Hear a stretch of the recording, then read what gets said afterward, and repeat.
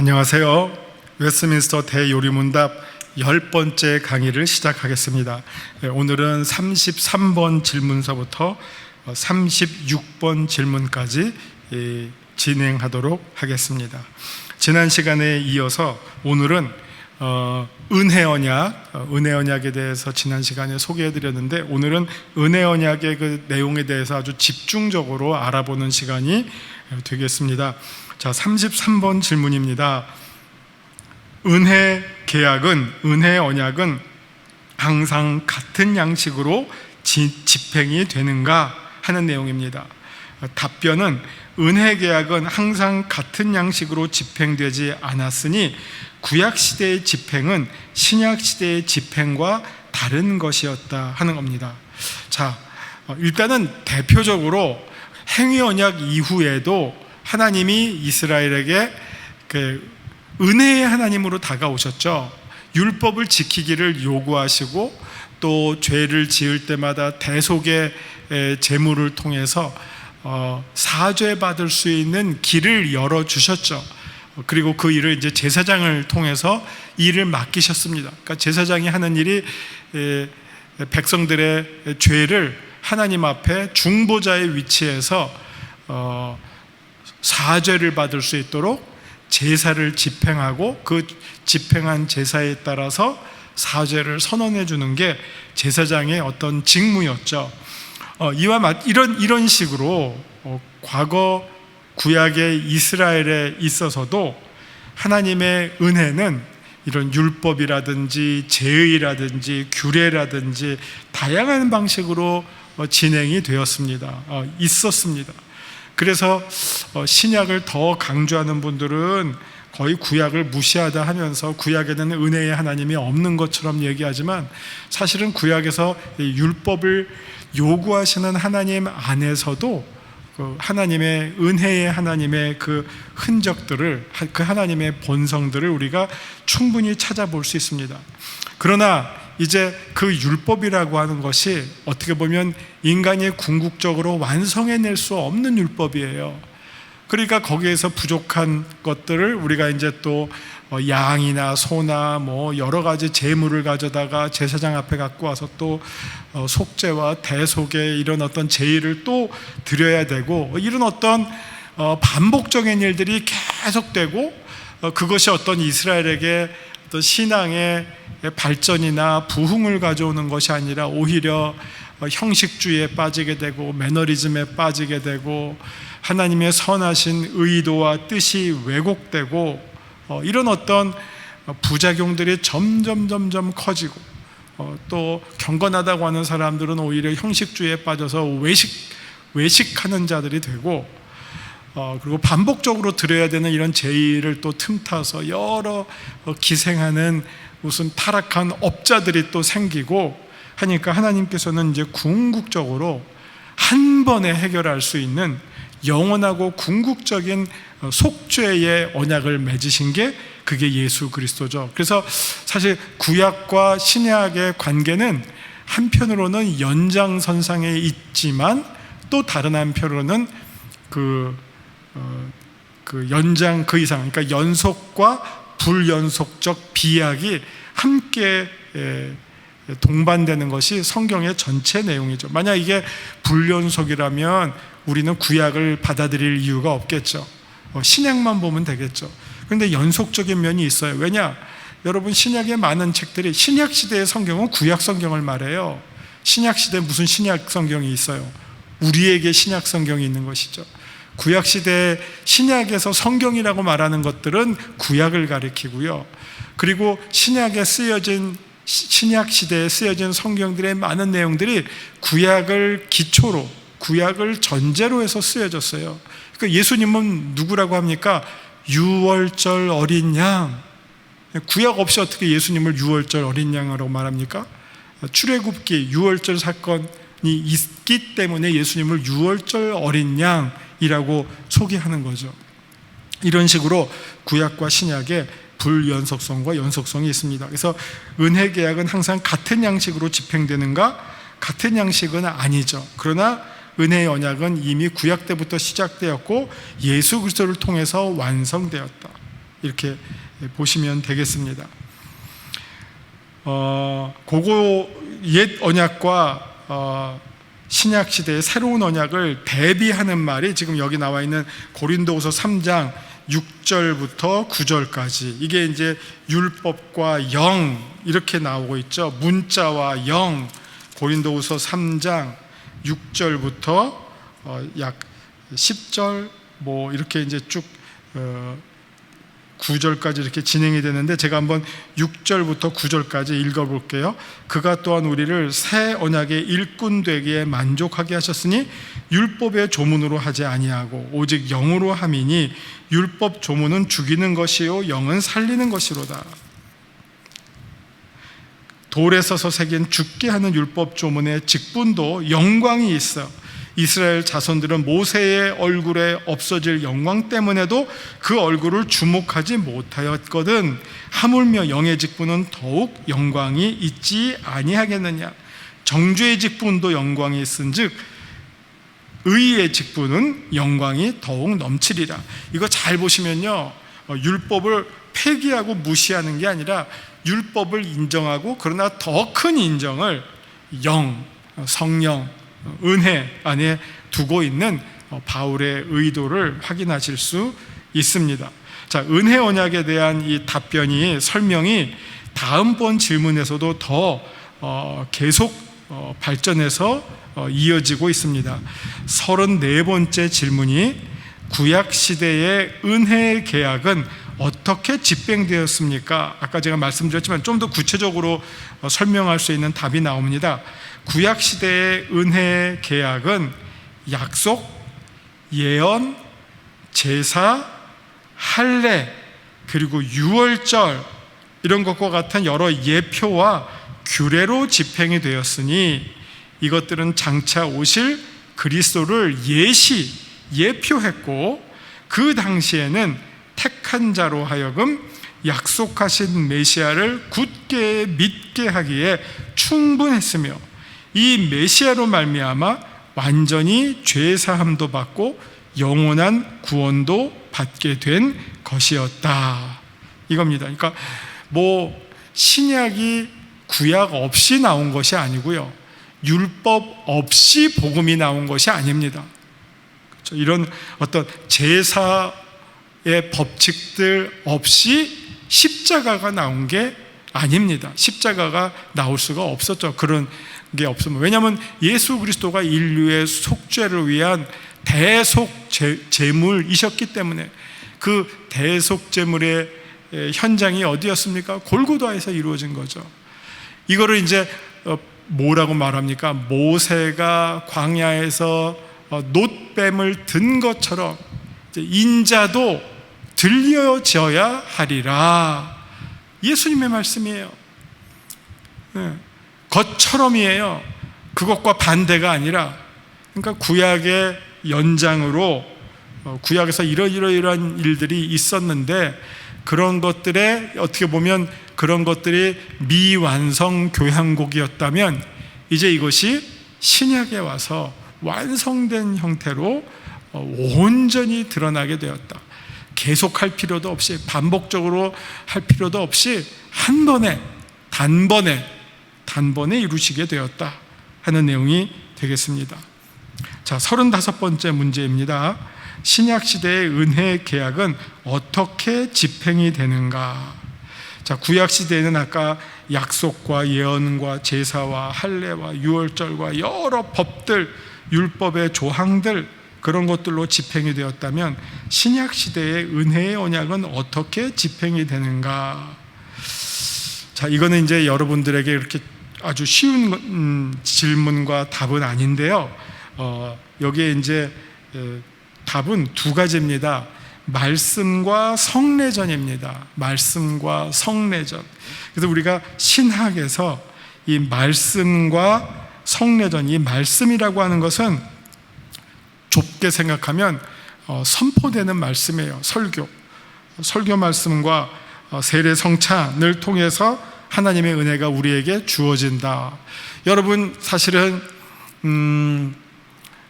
물론 오늘날에는 하나님의 말씀을 누구든지 다 읽고 듣죠. 누구든지 다 읽고 듣죠. 그러나 과거에는 누구든지 다 읽을 수 있었던 건 아니에요. 과거에는 글자를 아는 사람은 지식인들 소수에 불과했어요. 대부분 사람들은 다 문맹이었어요. 그러니까 읽는 거를 강조하지를 않아요.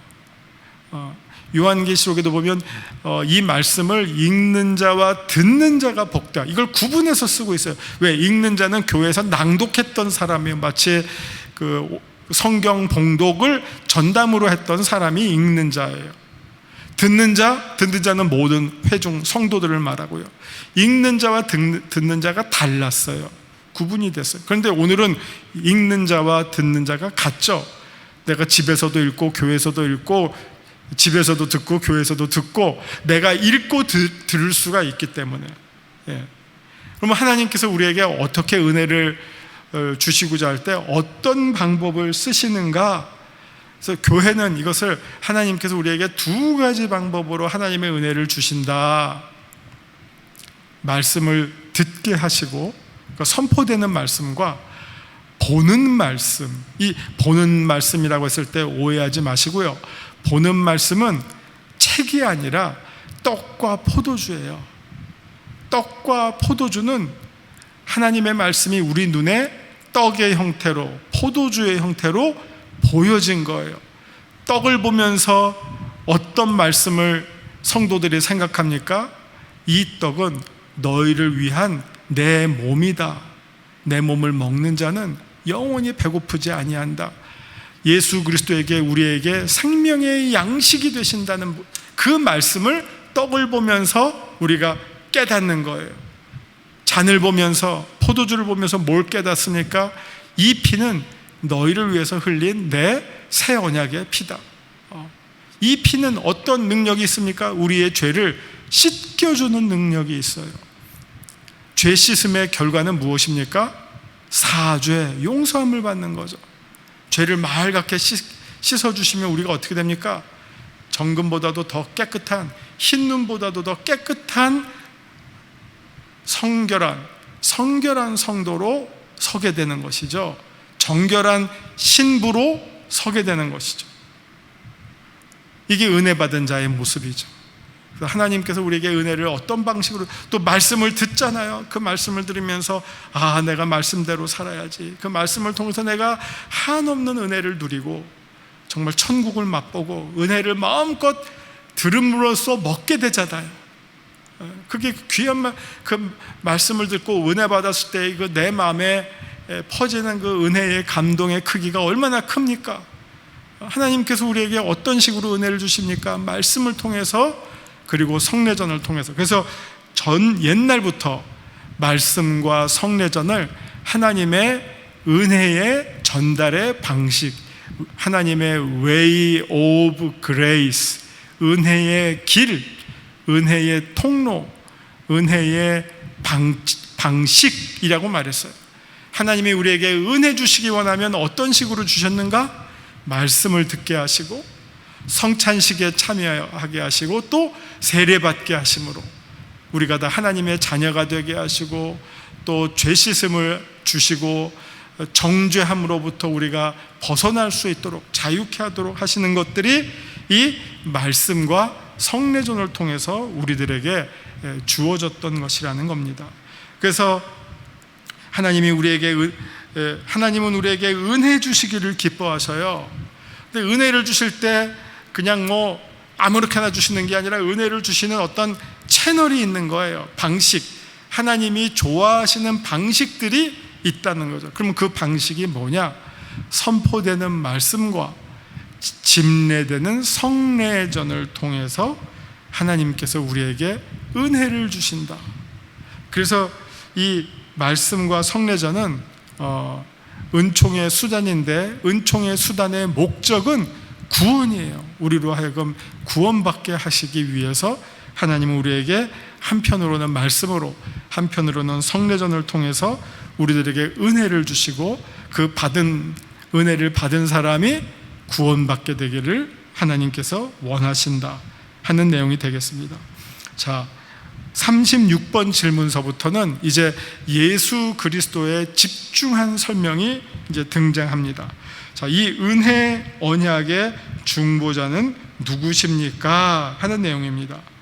중보자, 중보자는 가운데에서 양쪽을 보완하는 역할을 맡은 사람을 중보자라고 하죠. 어떻게 보면 우리가 왜 하나님께서 우리로 하여금 구원받는 길을 예수 그리스도 외에는 다른 길을, 다른 이름을 주시지 않으셨는가? 예수님이 바로 유일한 중보자이시기 때문입니다. 그 중보자의 역할을 누가 할 수 있느냐? 여러분 무슨 부동산 매매하려면 파는 사람과 사는 사람을 연결해 주는 사람이 중개인이잖아요. 중개인 똑같아요. 집을 사려면 팔고 싶은 사람을 잘 알아야 되고 사고 싶은 사람을 잘 알아서 딱 연결해 주는 사람이 중개인이죠. 그런 것처럼 천국 백성이 되고 싶어요. 천국 백성이 되고 싶어요. 누가? 우리가. 자, 우리가 천국 백성이 되고 싶어요. 그러면 여기에서의 중보자는 우리들에게 천국을 잘 보여주고 소개해 줄 수 있는 사람이에요. 그러면 첫째, 누가 천국을 잘 소개해 줄 수 있습니까? 천국에 있다 오신 분, 천국이 원래 집이신 분, 예수님이잖아요. 근데 예수님이 천국에만 있으면, 천국에서 있으면 와라 하는데 갈 수가 없어요. 그 예수님께서 친히 뭐가 되셨습니까? 우리에게 길이 되주셨단 말이에요. 예수님 뭐라고 하셨어요? 내가 곧 길이요 진리요 생명이다. 예수님이 길이에요. 어떤 길이냐? 천국에서부터 이 땅으로 내려온 길이에요. 천국에서부터 이 땅으로 내려온 길. 그래서 이 땅에 있는 사람들이 그 길을 따라가면 어떻게 갈까요? 천국으로 가게 되는 거예요. 예수님이 천국에서 이 땅으로 내려온 길을 만들어 주셨다면, 웨이메이커죠. 웨이메이커, 길을 만들어 주셨어요. 그래서 누구든지 이 땅에 있는 사람이 그 길을 따라 예수님 따라 올라가면 천국으로 가는 거예요. 이 역할을 할 수 있는 사람이 누가 있느냐? 밑에서 아무리 길 만들려고 하면 그 길은 뭐에 지나지 않을까요? 바벨탑에 지나지 않죠. 우리 인간이 아무리 하나님처럼 되려고 하는 거, 그 뱀이 유혹했던 교만의 길이에요. 교만의 길. 여러분 아무리 천국에 가려고 애를 써보세요. 여러분이 길을 만드실 수 있나? 못 만들죠? 뭘로 천국까지 닿을 수 있는 사다리를 놓을 수 있겠어요? 근데 예수님께서 거꾸로 천국에서 이 땅으로 길을 내려주셨어요. 그리고 길이 되어주셨어요. 누구든지 그를 믿는 자마다 멸망치 않고 영생을 얻으려 하십니다. 그 길을 따라 올라가면 천국 백성이 된다는 거죠. 예수님이야말로 그 천국에서 이 땅으로 우리와 같은 모습으로, 같은 모습의 사람으로 오신 분이기 때문에 하나님이시면서 사람이 되신 유일하신 분이란 말이에요. 또 다른 분이 없어요. 또 다른 이름이 예수 외에는 없어요. 그 예수님을 우리가 따를 때, 예수님이 길이 되셨는데 그 길을 우리가 밟아 나갈 때 누구든지 자기 십자가를 지고 그 예수님을 따라가면 천국에 이르게 된다는 것이죠. 그 중보자는 유일하신 분 예수 그리스도이십니다. 그래서 하늘도 잘 알아야 되고 이 땅도 잘 알아야 되시기 때문에 하나님이시면서 사람이 되신, 두 본성을 갖고 계신 유일하신 예수 그리스도 외에는 은혜 계약의 중보자가 될 수 없습니다. 여러분 성경의 말씀들이 몇 개 소개가 되었어요. 그 중에서 하나를 보시면 디모데전서 2장 5절, 디모데전서 2장 처음에 나와 있는 것을 보시면 하나님은 한 분이시요 또 하나님과 사람 사이의 중보자도 한 분이시니 곧 사람이신 그리스도 예수라. 유일한 중보자 한 분, 예수 그리스도를 말씀하고 있습니다. 그래서 성경은 이것을 또 뭐라고 말합니까? 그래서 하나님이 아들이 여럿인 게 아니라 하나님이 유일한 아들 한 분, 독생자 예수 그리스도. 독생자라고 하는 건 예수 그리스도 외에는 또 다른 하나님의 자녀가 있지 않다는 거예요. 그래서 하나님과 우리 인간을 연결해 줄 수 있는 중간적 존재 예수 그리스도 외에는 어느 누구도 계시지 않는다. 같은 말씀을 요한복음 1장 1절과 14절에서도 보완하는 내용이 있는데, 요한복음 1장 1절 태초에 만물이 계시니라, 이 태초에 말씀이 계시니라, 이 말씀이 하나님과 함께 계셨으니 이 말씀은 곧 하나님이시라. 이 말씀을 보세요. 태초에 말씀이 있었어요. 근데 이 말씀이 하나님과 함께예요. 하나님이 계시고 또 그와 함께 말씀이 있었는데 이 말씀이 한 분이시긴데 하나님이라, 이 말씀도 하나님이다 하는 겁니다. 그리고 요한복음 1장 14절에서는 그 말씀이 육신이 되어서 우리 가운데 거하시니, 하나님이 육신이 되어서 우리 가운데 거하심에 우리가 그의 영광을 보니 아버지의 독생자의 영광이요 은혜와 진리가 충만하더라. 유일하신 중보자 예수 그리스도를 알려주는 그런 말씀이 계속 등장하고 있습니다. 네, 여기까지 예수 그리스도의 중보자 되심에 대해서 공부했습니다. 자, 제가 기도하겠습니다. 고맙고 감사하신 하나님 아버지, 우리에게 독생자를 아낌없이 내어주셔서 우리에게 예수님께서 이루어 놓으신 그 길을 따라 천국에 이를 수 있는 귀한 은혜를 주시니 감사드립니다. 우리가 평생을 살면서 길이요 진리요 생명이 되시는 예수 그리스도께서 주시는 생명과 예수 그리스도께서 걸어가신 그 길과 예수 그리스도께서 선포하신 그 진리의 말씀을 온몸으로 믿고 살고 따라 나가는 우리 거룩한 성도들 다 되게 하여 주시고 그 길의 마침이 영생임을 깨닫게 하여 주시옵소서. 예수님 이름으로 기도합니다. 아멘.